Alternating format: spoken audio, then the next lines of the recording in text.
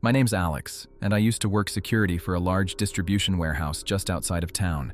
It was a job I picked up in my early 20s. Long hours, not much pay, but I thought the overnight shift would be easy. Less people, less problems. I couldn't have been more wrong. The building itself was massive, about the size of 3 football fields, with long aisles of shelving that stretched so far you couldn't see the end unless you walked it.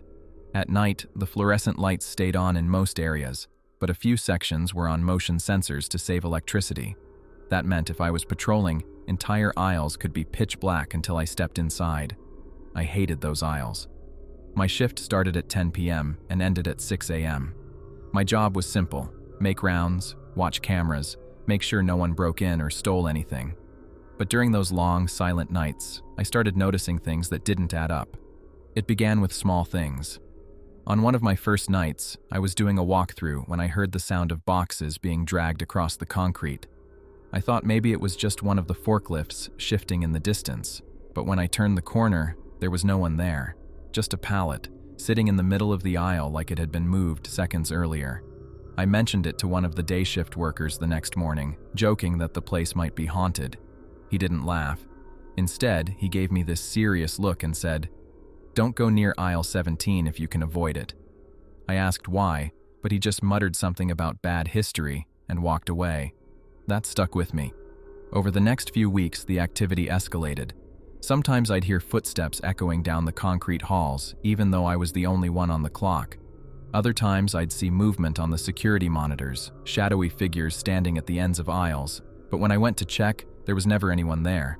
One night, things went too far. It was around 2:30 a.m. I was in the control room watching the monitors when I saw it, a man standing in aisle 17. He wasn't wearing a uniform, just dark clothes. His face was obscured by the shadows, but I knew instantly he didn't belong there. Thinking it was a break-in, I grabbed my flashlight and radio and headed straight there. The walk from the control room to aisle 17 felt like it took forever. My footsteps echoed, and every motion sensor light clicked on one by one as I approached. When I finally got there, the aisle was empty, but the pallet jack at the far end slowly began rolling forward on its own. I froze. There was no slope, no reason for it to move. It just kept coming, wheels squeaking against the floor until it stopped about 10 feet from me. That's when the overhead lights in the aisle flickered and cut out, plunging me into total darkness. I'll never forget the sound I heard next, a man whispering directly behind me. I spun around with my flashlight, but there was no one there. My radio crackled with static, though I hadn't pressed the button. Through the static, a voice came through. "Get out!" I bolted. I didn't stop running until I was back in the control room with the door locked. My hands were shaking so badly I could barely hold the flashlight. I watched the cameras for the rest of my shift, and the worst part? On the monitor for aisle 17, I saw myself standing there, frozen, long after I'd already run back to the control room. The next morning, I finally asked one of the older employees about aisle 17. He sighed and told me the truth. Years ago, before I started, a worker had been killed there. He was crushed when a shelving unit collapsed during the night shift. They said the accident was caused by a forklift driver who'd been drinking on the job, but some workers swore they saw the shelves move on their own. The company cleaned it up and kept operations going like nothing happened, but the night staff always knew. They said the man never left. I lasted 2 more weeks before I quit. Every night after that incident, I felt him following me, watching me from the dark corners of the warehouse. The footsteps, the whispers, the shadows. Each time, they got closer. I never went back, and I never will. But to this day, I still dream about that night. And in my dreams, I'm always back in aisle 17, the lights flickering, that whisper behind me, and the pallet jack rolling forward, waiting.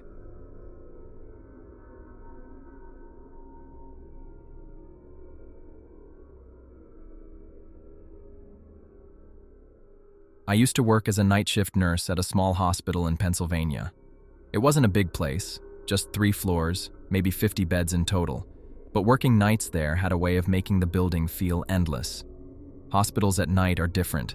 During the day, the hallways are full of people, carts squeaking, phones ringing, doctors rushing past.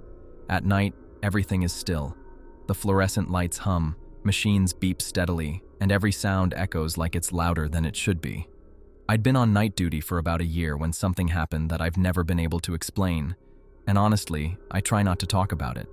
But even now, I can remember every second of it like it just happened yesterday. It was about 3:15 a.m. when it started. Most of the patients were asleep, and I was doing my rounds on the second floor. That wing was always the quietest because it was mostly long-term patients, older folks, people recovering slowly. As I walked past one of the empty rooms, I heard someone talking inside. I froze. The room had been cleared earlier that day, bed stripped, monitors unplugged. There shouldn't have been anyone in there. I leaned closer, and sure enough, I heard a man's voice. Deep, steady, almost like he was having a conversation. I pushed the door open, and the second I stepped inside, the voice stopped. The room was empty. I checked the closet, the bathroom, even under the bed. Nothing. But when I turned to leave, I noticed the bed had been pulled slightly away from the wall, and on the sheets, which were supposed to be clean, there was the clear impression of someone lying there, like the mattress had a weight pressed into it. I backed out fast, pulled the door shut, and tried to shake it off. Hospitals are weird at night, I told myself. Your brain plays tricks, but it didn't stop there. Around 4 a.m., I was at the nurse's station writing notes when I heard the overhead call button from room 204, the same empty room I had just checked. The light above the door blinked red, signaling that the patient was calling for help. But there was no patient. I grabbed another nurse, Karen, and asked her to come with me. We walked down the hall together, and I swear, as we got closer, the sound of breathing was coming from inside the room. Heavy, labored breathing, like someone struggling for air. Karen reached for the door handle, but before she could open it, the sound stopped. The call light shut off, and when we finally went inside, it was the same as before, completely empty. Karen wouldn't even look at me. She just whispered, "It's him again," and walked away. I didn't know what she meant, so later, during our break, I pressed her for details. She finally told me the story. Years ago, room 204 had been home to a man in his 50s who came in after a massive heart attack. He'd been alone, no family, no visitors, and despite everything the staff did, he died in that bed late one night. Karen said the night nurses believed he never left. The bed impressions, the voices, the call lights turning on by themselves. It was always room 204. Some even claimed to have seen him, standing in the doorway, clutching his chest like he had the night he died. I laughed it off in the moment, trying to convince myself it was just superstition. But a week later, I had my own proof. It was another late shift, and once again, the call light from room 204 started flashing. This time, I decided to go in alone. When I opened the door, the air inside was freezing cold. My breath fogged up instantly, and the hair on my arms stood straight up. The bed was perfectly made, but the monitor, unplugged and unused, suddenly lit up with a flatline tone. And then, I saw him. For just a moment, standing by the window, there was a man.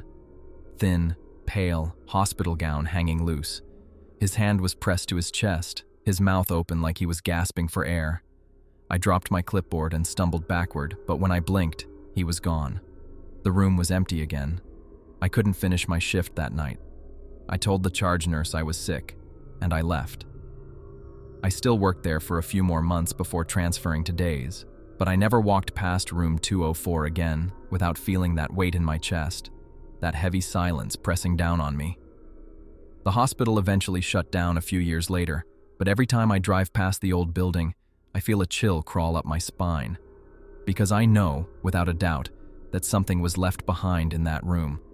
And I'll never forget the sound of that flatline monitor coming to life when nothing was plugged in, or the look on his face, like he was still fighting for one last breath.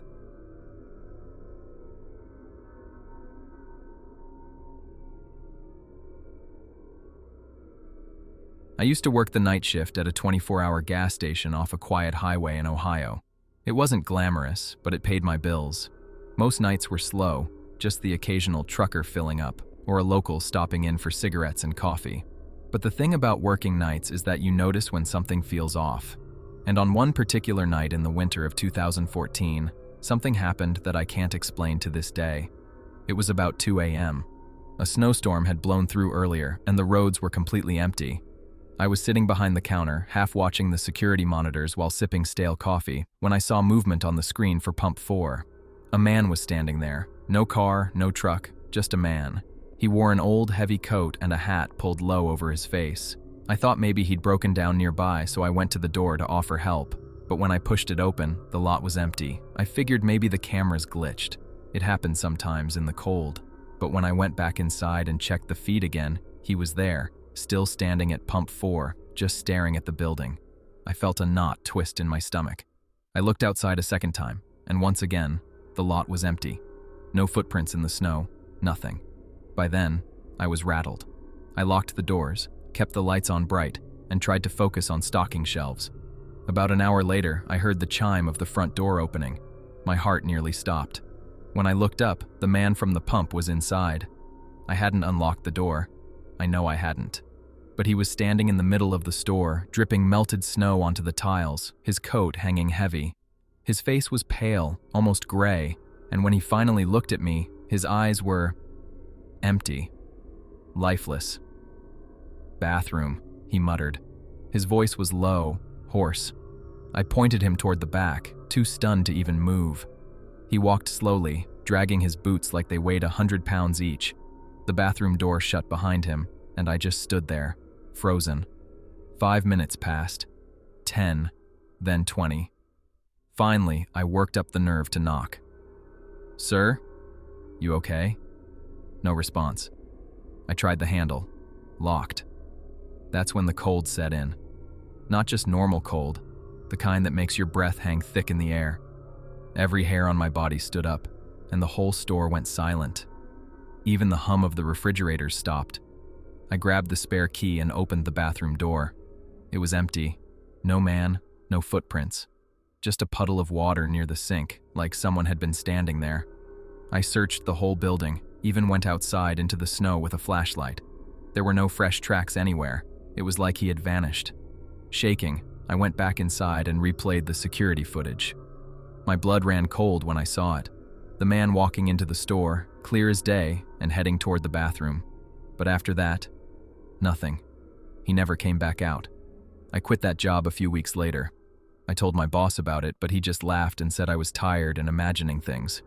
But here's the thing. Years later, I met a woman at a diner who used to work the same gas station back in the 90s. When I told her about what I'd seen, her face went pale. She said a man had died there back in 1987.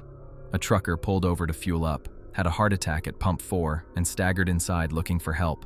He collapsed in the bathroom and never got back up. She swore night shift workers still saw him sometimes. And me? I believe her. Because every winter, when the nights get quiet, I still dream about him. Standing at Pump 4, staring at me through the glass, waiting.